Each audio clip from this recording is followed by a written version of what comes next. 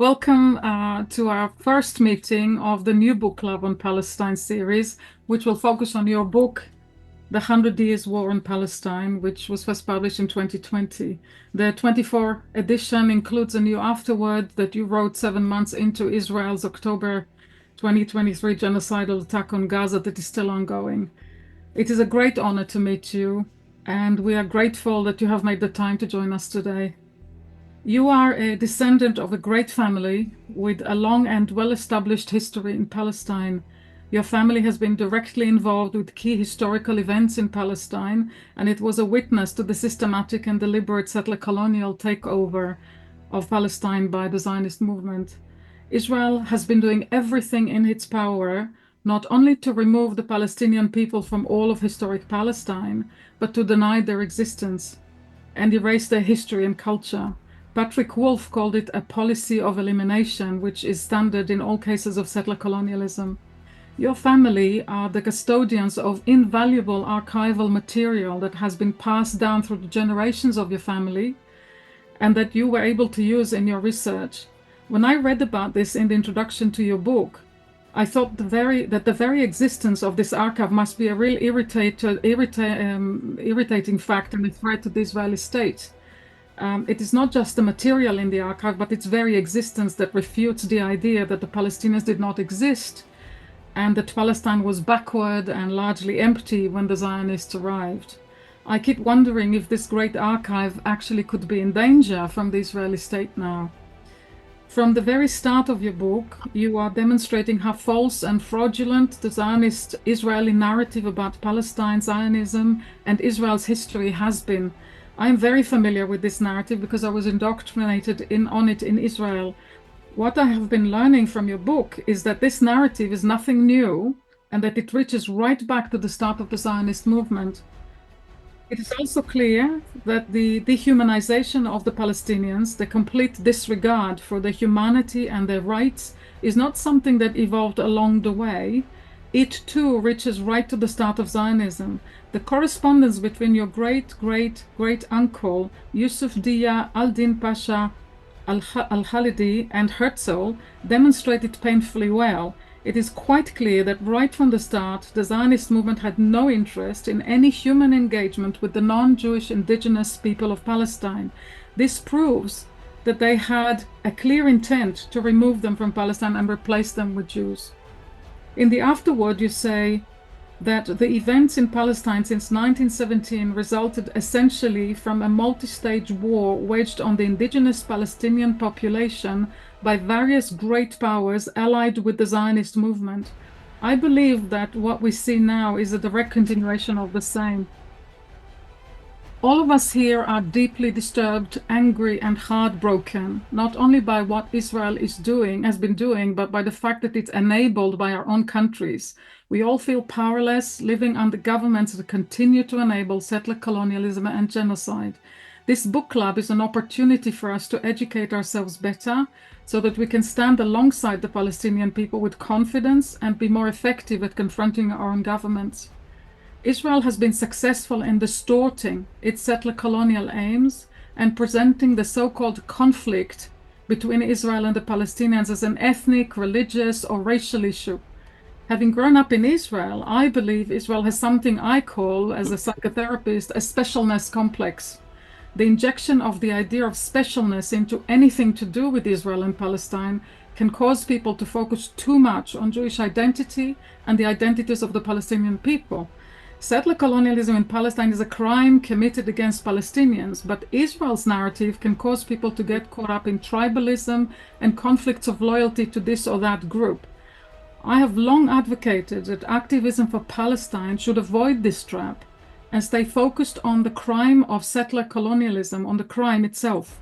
I believe that if we start to focus on the crime and see it as a crime against humanity, we can avoid this trap and our activism can be more effective. I would appreciate it if you could, if you're prepared to comment on this. And a couple of more points. I cannot help but wonder what it must be like to be a Palestinian scholar in the United States, especially now.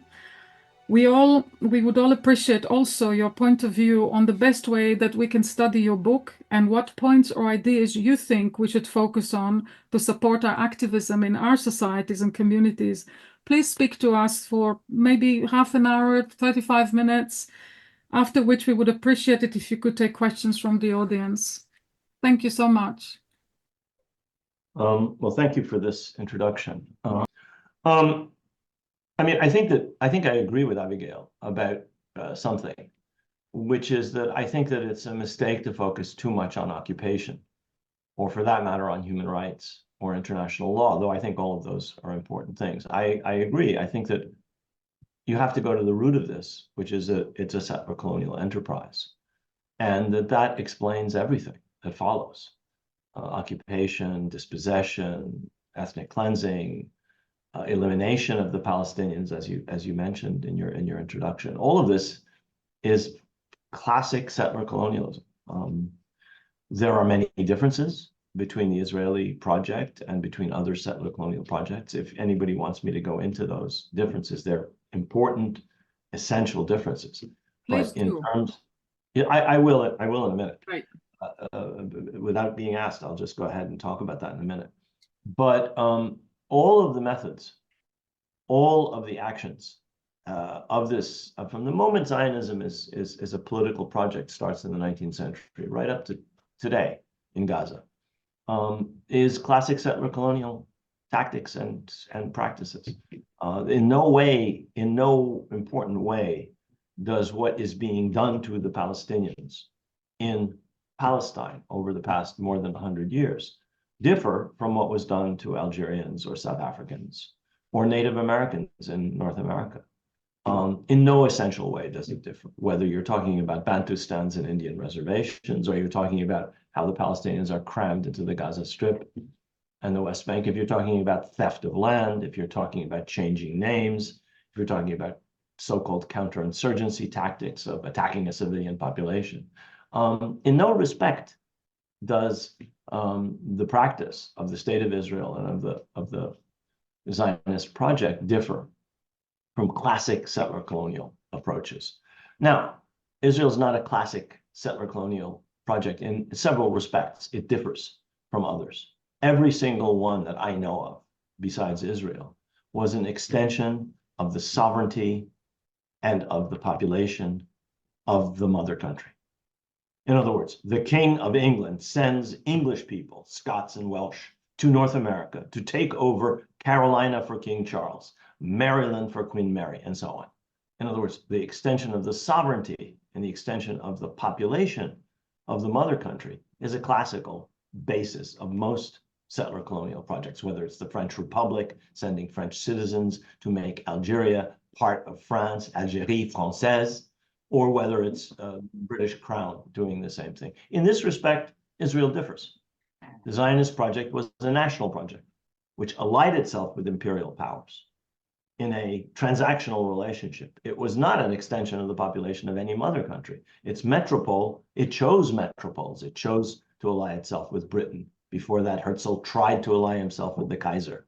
Before that, he tried to get the support of the French Republic. Before that, he tried to get the Ottoman Sultan to support him. Can I jump in just for a second, Professor? People argue that because of that difference, therefore it's not settler colonialism, because it's not a country that sent these people or a sovereign entity, therefore it's not. I've heard Zionists argue that to me. Yeah. But that makes it a different and unique form of settler colonialism. I mean, you ethnically cleanse a country and you replace its population, that's settler colonialism. Whether you do it in the name of a national project or whether you do it in the name of King Charles is completely irrelevant. It is a different kind of settler colonial project. But you can walk and chew gum at the same time. It can be a national project, which it was, and it can be a settler colonial project. I mean, the United States has transformed into a national project. It's a nation state. There's a people that's been created here as of the American Revolution. That doesn't mean it's not a settler colonial project. That is an actually quite stupid argument that they make. You say, well, because it's a national project, or they will argue, because it's a refuge for persecuted people, therefore it's not a settler colonial project. I live in a country a settler colonial project, the United States, in which persecuted Puritans, persecuted Baptists, persecuted dissenters of various kinds came to the United States. The fact that they were seeking refuge from settler colonialism doesn't in any way from religious persecution, doesn't in any way make what the Puritans were doing in Massachusetts or what Quakers were doing in Pennsylvania any less of a settler colonial project. Again, you can walk and chew gum at the same time. You can be a refuge from religious persecution elsewhere and come to another country and persecute and eliminate and dispossess its population. There's no contradiction whatsoever. The final difference between the Zionist project is the connection between the Jewish religion and the Jewish people and the Holy Land and Palestine and the land of Israel, whatever you want to call it. That is again another difference. Dutch people arrive in South Africa. They have no emotional, religious, sentimental, historic connection to the Cape Colony. They establish a colony and they take over the land and they operate as settler colonial, in a settler colonial, as part of a settler colonial project. So in all of those three respects, that it's a national project, that it is seen as a refuge from persecution, and that there's this religious historic connection. Zionism is different from, say, what we have in North America. But that does not mean that it's not a settler colonial project. Early Zionist leaders all saw it as such, without exception, from Herzl through Weizmann, through Jabotinsky. Every single one of them. My favorite, of course, is Jabotinsky, because he was the most blunt and honest and forthright about the colonial nature of the project and about the right of the Palestinians to resist and the inevitability of their resistance. So I think that's a very important point, the settler colonial part. And then another important point is also subsumed in the subtitle, which is the title of the book, 100 Years War on Palestine, a history of settler colonialism and resistance. And I think that's an important point to make. No colonial project, whether settler colonial or classical colonial, has ever proceeded without engendering ferocious resistance on the part of the indigenous population. You can't take people's land away and not expect them to resist. It is inevitable, it is necessary, it happens in every case of colonization, whether it's settler colonialism where you're taking the land away, or whether it's colonialism where you want to exploit the people and keep them on the land. It doesn't matter. You can say that if there is resistance, there's something they're trying to resist. If there was no problem, there's no resistance, right? Exactly. The last, I think, essential point that I would make, and that I think has to be hammered home, is this has never been a war between just the Palestinians and just this colonial project, or just the state of Israel more recently, since 1948. Clearly, the problem is that there is this settler colonial project being established in an overwhelmingly Arab country in the 20s, 30s, and 40s.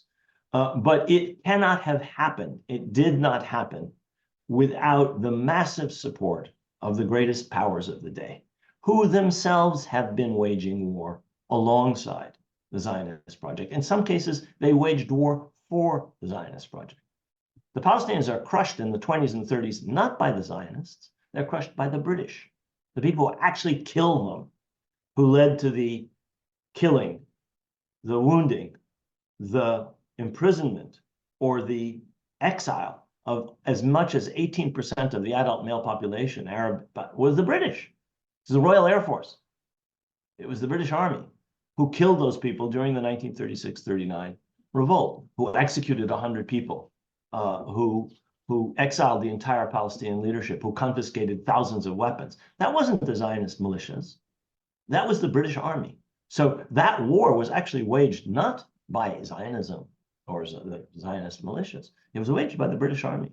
And we are seeing today, and have seen in the past, wars where Israel has been the spearhead, obviously, where the fighting is done by Israeli soldiers mainly, but where we're told by the New York Times the United States is helping to search for and assassinate Sinwar in Gaza. We're told that the United States helped to participate in the intelligence work that led to the killing of Sayyid Hassan Nasrallah. We're told that the United States is engaged in various ways directly in supporting Israel in this effort. In addition to the fact that, of course, all of the major weapon systems are American. Every single fighter, bomber, F-15, F-16, F-35 is American.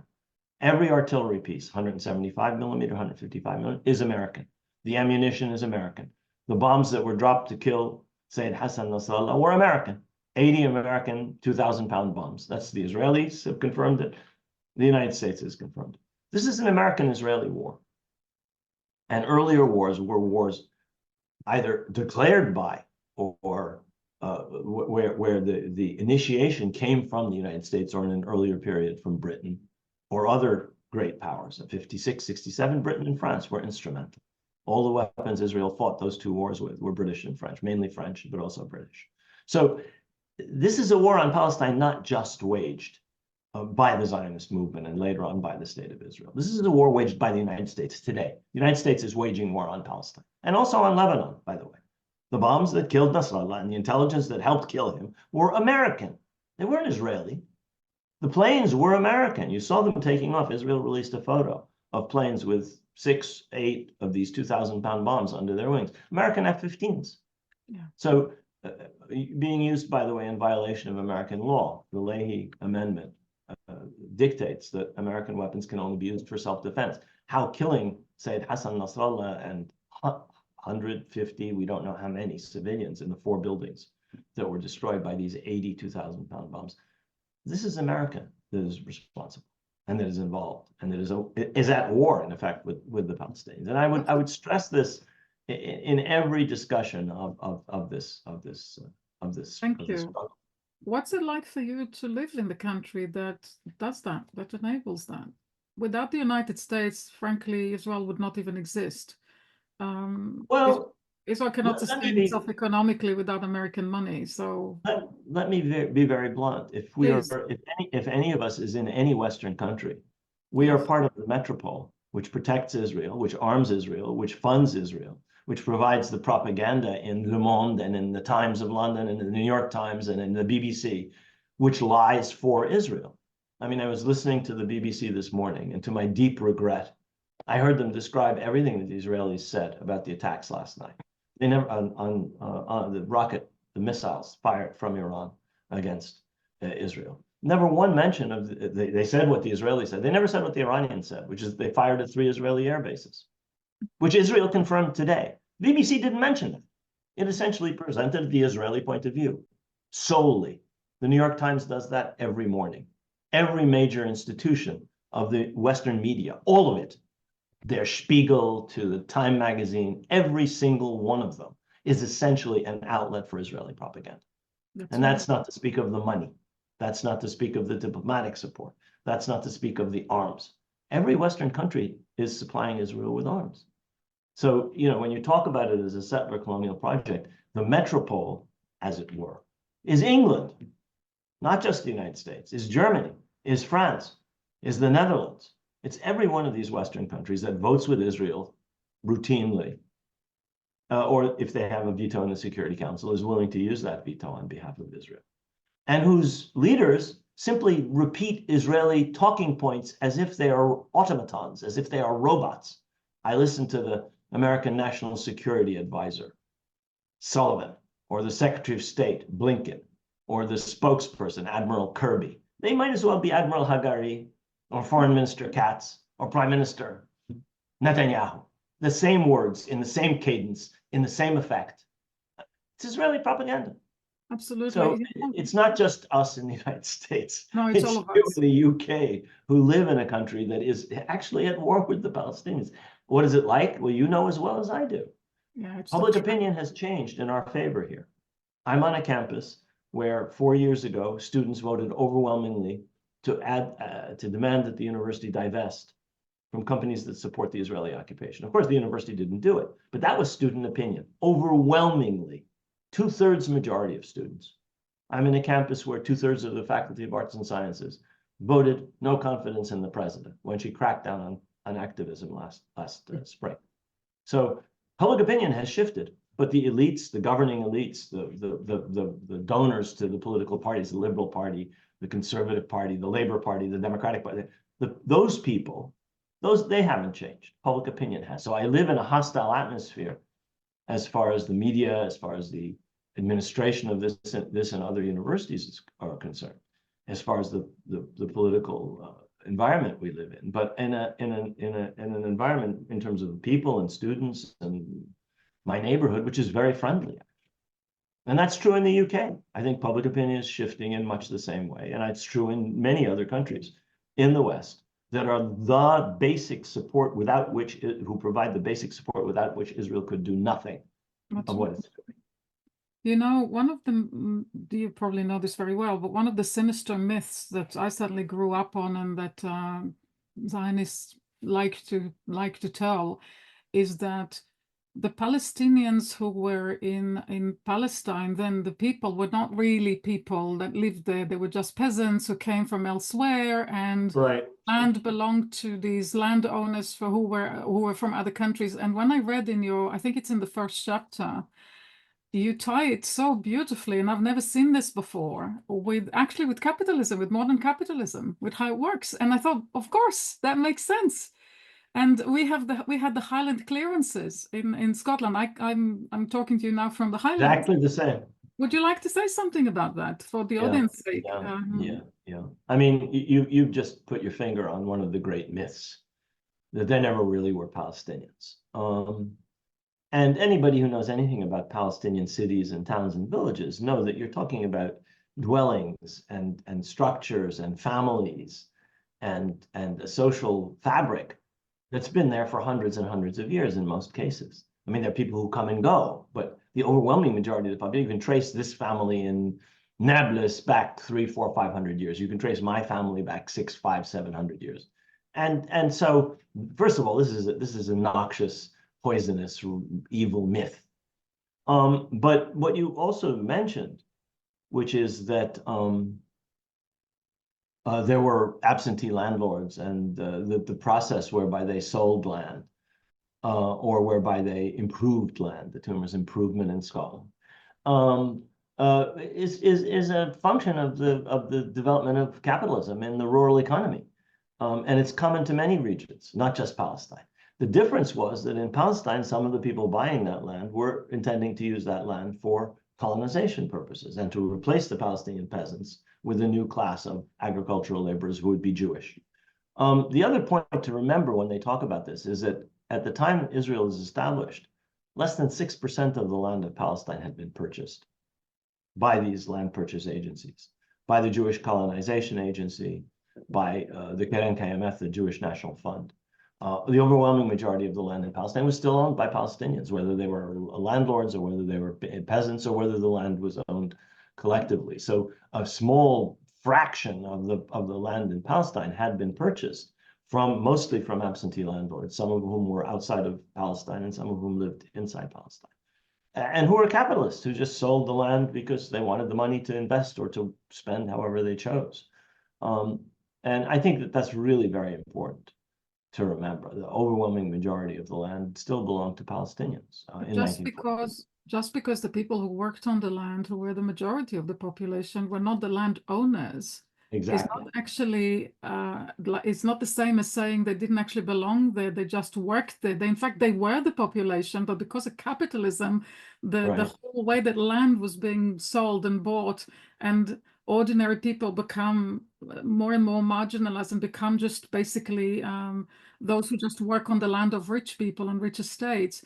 Exactly. That really was an incredible thing to read. It didn't totally surprise me, but it was because the idea that, these were just peasants. I actually grew up on it. They told us this at school in Israel. Yeah. They were just peasants from elsewhere. They just came to work on this land and they wouldn't have minded leaving. I mean, this is preposterous, right? This is completely ridiculous.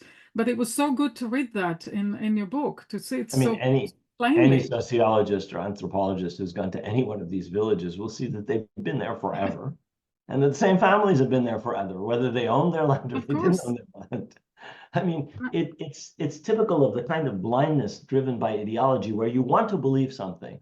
And so you spread a myth, which is completely untethered from any reality or any understanding of the real social fabric that you're talking about. and you look at things selectively. One last thing before we open it to the audience, I just wanted to let you know that we knew that you were going to be a little bit later than the hour, and people are actually willing to wait a little bit longer today and not just disappear. So if that at the end of the hour, if that's okay. I just wanted to go back to my question. I started to feel real worry when you described the wonderful archive of your family with those dozens and dozens, maybe hundreds of boxes of original source material. Is this archive in danger? It is in Jerusalem, isn't it? Yes, it's in the old city of Jerusalem. It's in danger for multiple reasons. Well, all Palestinian cultural heritage is in danger. I know. Because when you undertake to eliminate a population, you have to eliminate every trace of that population's culture and civilization. Yeah. So libraries have been taken over, cultural institutions have been taken over or destroyed. And that's very common to settler colonial projects. Go to Ireland, look at Brian Friel's wonderful play translations. How the British changed the names of everything, banned the use of Irish, stamped out Irish culture as part of the settler colonial project of incorporating Ireland into the British Empire. It's the first settler colonial project, actually, Ireland. And it's where the Brits learn every evil tactic and every evil approach and every evil. I'm sorry, many of you are British. I don't mean to insult you. No, nobody's offended here. This is what your crown did, ladies and gentlemen. We know starting that. with King Henry II and King John and Richard the Lionheart, all those fellows are at the beginning of this project in Ireland. So the library is in danger because everything is in danger. The old city is in particular. Are you going to take it out of Israel and protect it somehow? No, we will not. It's in danger for multiple reasons. It's in danger partly because of its location. It is located immediately adjacent to the Kotel Plaza, to the so-called Wailing Wall Plaza, what we call the Murat Plaza, the plaza that was created by the demolition of the Moroccan quarter in 1967 in order to provide more space for prayer, and which is the library is immediately adjacent to that. So it's a strategic location. Parts of some family properties immediately adjacent to the library were taken over in '68. One of them was turned into a yeshiva, run at the origin by Rabbi Shlomo Goren, who was the chief rabbi of the Israeli army. He established a yeshiva. It's still there. It's run by somebody else now, in our property, not the library, immediately adjacent to the library. Wow. There are constant attempts to take it over. When I was living in Jerusalem, one building, which is now the main annex to the library, we just repossessed it from tenants who had been in it, and we were turning it into the annex, what it now is. And a bunch of settlers climbed over the fence and tried to take over. We chased them off. The same thing happened a few weeks ago. Another part of the family properties, which is an extension of the library, was actually occupied by settlers who claimed that they had a title deed and there was a purchase. The purchase was allegedly made of somebody who was dying on her deathbed in Amman, so she couldn't have sold it in Jerusalem. The poor woman died a few weeks later after this forged deed. And we were able to evict them, but that doesn't mean they won't come back. Now, what have we done to protect it? First of all, we have guards. Secondly, we have systems to fireproof it. Thirdly, we have digitized every manuscript. You have? Yes, we have You're doing it. digitized. Oh, great. Okay. We've digitized every manuscript. There are hundreds and hundreds of very old, mainly Arabic, but also some Persian and some Ottoman manuscripts in the family library. We've digitized all of them. And we're now digitizing all the private papers, family papers. I'm relieved to hear that, actually. Pardon me? I'm relieved to hear that. Yeah. No. We've been aware of this danger for decades, and we've had some support from outside. The Hill Library helped us digitize. The Dutch government and other governments helped us with some of this. But some of this work is constant. I mean, you have to upgrade your fire systems every year. You have to fog the manuscripts to keep insects off every few years, and so on and so forth. But we're doing that. I mean, we raised money. We've raised money, mainly from the family, actually, but from other sources. And as far as we can are able to ensure it, we hope that the existence of the library can be protected. It's not the only one there. There are several other old family libraries in Jerusalem. Tom, ask a question. Yes, so I saw a documentary film called The Great Book Robbery about the the great film. So yeah, it was very good. Yeah. So I was I wanted you to talk about that in relation to your family libraries if you could. Thank you. Frankie, that's all. And thank you. It's an honor. I'm one of the ones who read the book already, so great. Thank you. Luai, is that right? Yes. Hello, Hi. Dr. Khalidi. My question, very quick. A lot of us are delving into the activism spaces, and some of us did not even have experience with that before. And one problem I am seeing that I would like to reconcile is I saw in your book that a little had been made by the Palestinians to sway the public opinion in the West, especially in the US. I saw that at least in 2 occasions in your book. And I'm seeing a lot of activism that is basically going into a very passionate anti-imperialism tone. And I would like to see if, from your opinion, they align the freedom of Palestine by dismantling American imperialism. Is this helpful? And what if it's not? What's an alternative rhetoric or alternative strategy, if you will, that would actually strengthen our cause rather than detracting from the masses by saying that your country is corrupt and it's an imperialist entity? I got it. Thank you. I got the question. Thank you. Let me quickly speak to what Tom and Frankie said. The Great Book Robbery is a wonderful film. And it's exactly about what I was talking about, this theft of cultural heritage. And it's about how the squads were formed to follow the Israeli army as it conquered Arab cities and towns in 1948 to pick up all the books and all the manuscripts and private papers in family homes that were deserted because the people had been driven out. And that's part of a policy that they followed in attacking the PLO Research Center in Beirut in 1982, in taking over the Arab Studies Society in Orient House in Jerusalem in 2005, of just seizing cultural heritage. And it's part of the process that I talked about that is characteristic of every settler colonial project. As far as the demo, I encourage everybody to go to the demo that Frankie's talking about. Yeah. Those big demos, especially in London, have a huge impact. I mean, you have had the biggest demonstrations I've seen in the West, and it's very encouraging. And I think it has put pressure on your government. It didn't work very much with the Tories, but it's essential that pressure be put on governments, that they understand that public opinion does not support their support of Israel. They must be made to feel that. It will not necessarily lead to them changing. They are corrupt up to the gills. The amount of money they get from the Israel lobby is revolting. The commitment to this idea of Israel and to Israel's security and safety and self-defense of Israel, blah, blah, blah.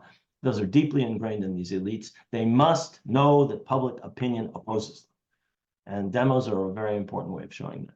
Luay's question is a very important question. And I think we have exactly the same situation here in the United States, where the young especially, students especially, have tied the Palestine cause to a large number of causes, many of which are very unpopular or incomprehensible to ordinary people. And all I would say is you cannot change what the kids are doing, okay? Let the kids do what the kids do. I was once like them, and I once had wise elders telling me when I was a student troublemaker as an undergraduate against the Vietnam War and supporting the Black Panthers and against racism and so on, that what we were saying was extreme and public opinion would never blah, blah, blah, blah, blah. There were multiple trends opposing the Vietnam War. Some of them were moderate and sensible and reached large numbers of people, and some only reached a very narrow fringe of students. And both, let 1,000 flowers bloom.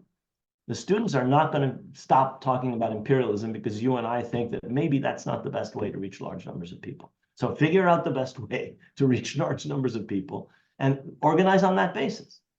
Because they're going to organize among young people for whom that actually is, they talk about intersectionality and they talk about racism and they talk about imperialism. And those are things that to them have to be seen together.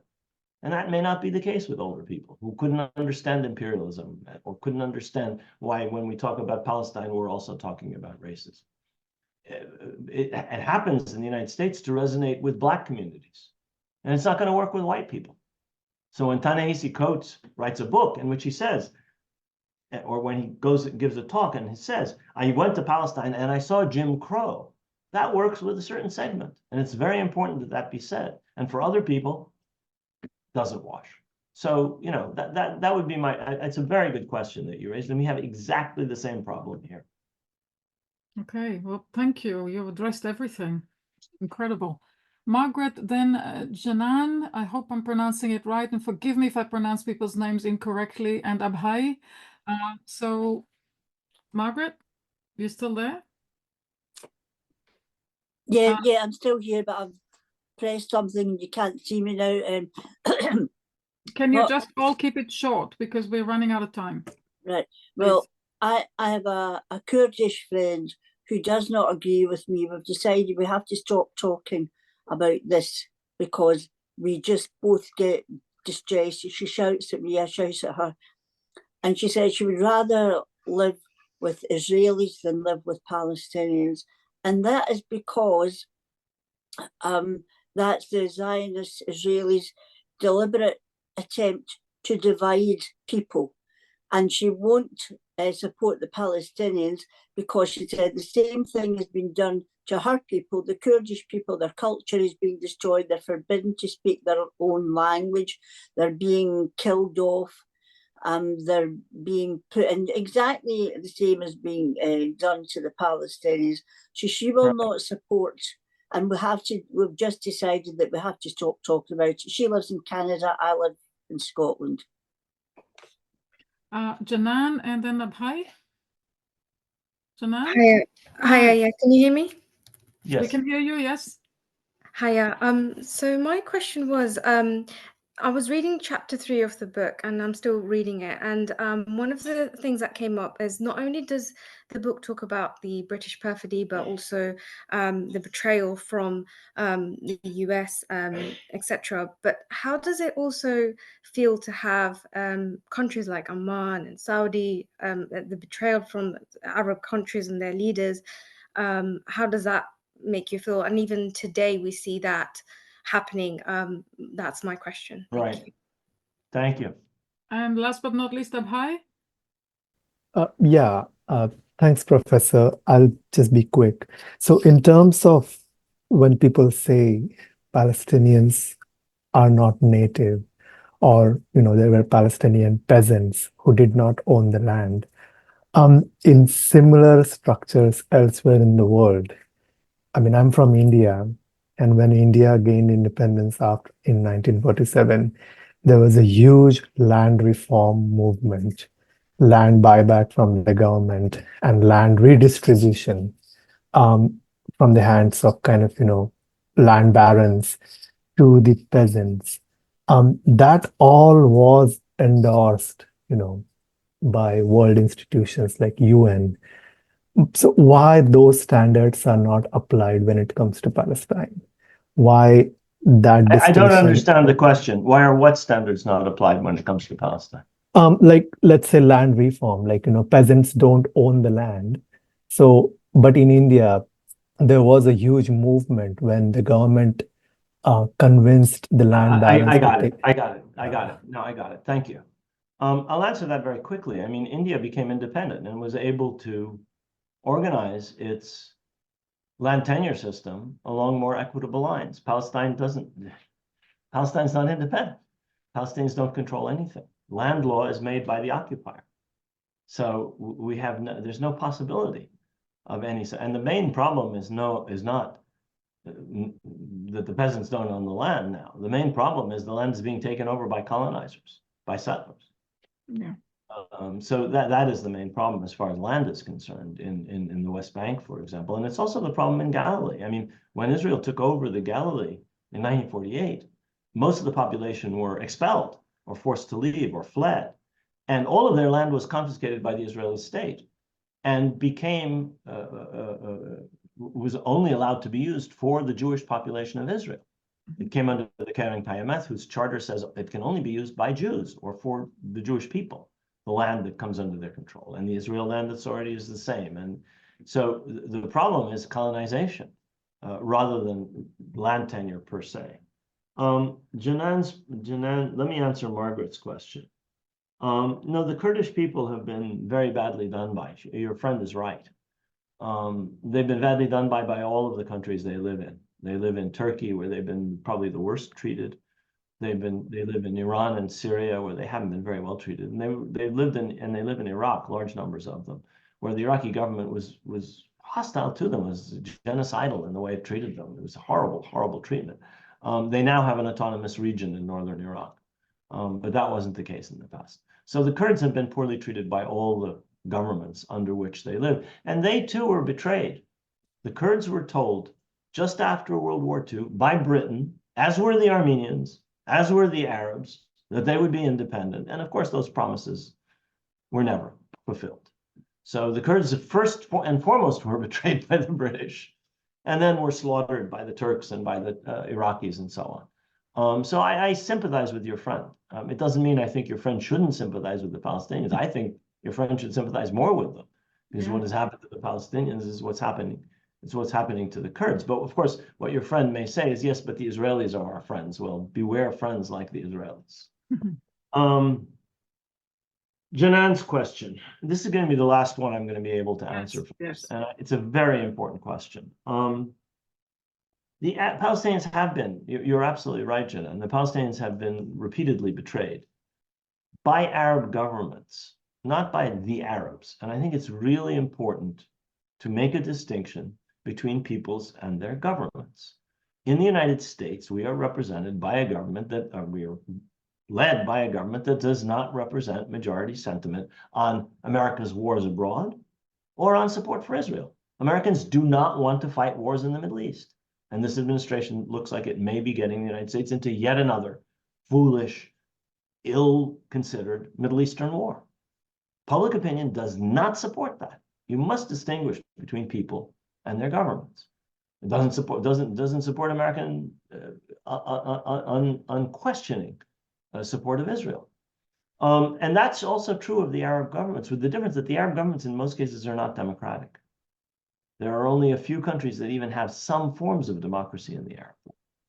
It's a despicable clutch of autocratic and autocratic regimes, dictatorships, and absolute monarchies, supported from the outside by Britain, by the United States, by France, in the past by the Soviet Union, with very little support from their own people, no legitimacy domestically in most cases, and which are afraid of their people, and which are afraid of external enemies, and which are dependent on the great powers to support them. I mean, Saudi Arabia's defense is basically assured by the United States.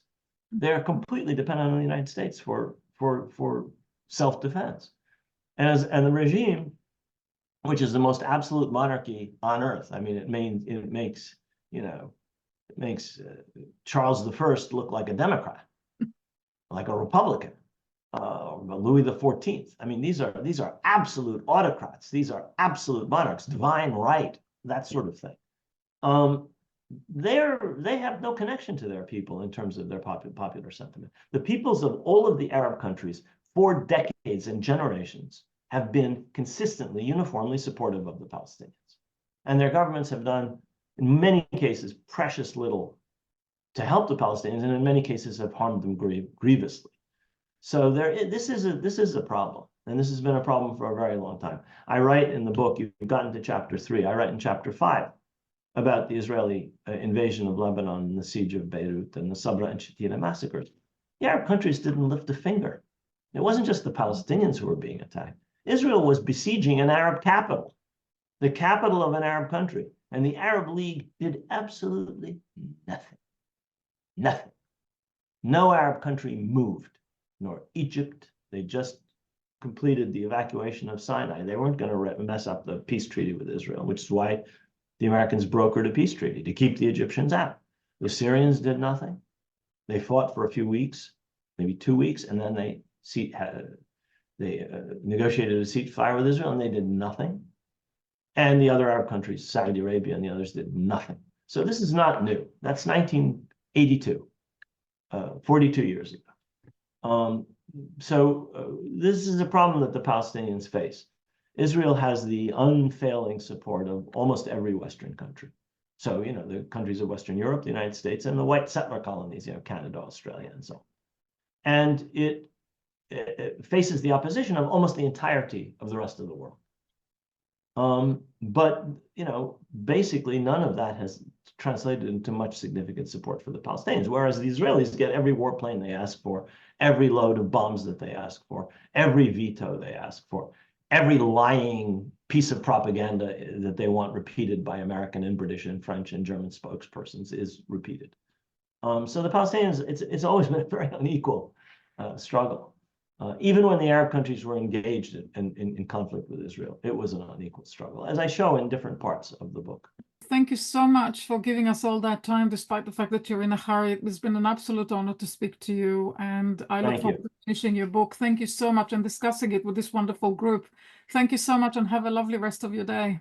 Thank you, and you're very fortunate, those of you in the United Kingdom, because you have the new edition of the book. Yes, as you mentioned in your introduction, Abigail, the new edition of the book, which has the foreword, or is afterword, that I wrote for the 7-8 months into the war. Wonderful. Thank you so very much, everybody. Professor. Thank you. Have a lovely Have a nice evening, a nice afternoon, those of you who are in the States. Bye-bye now. Take care. Bye-bye.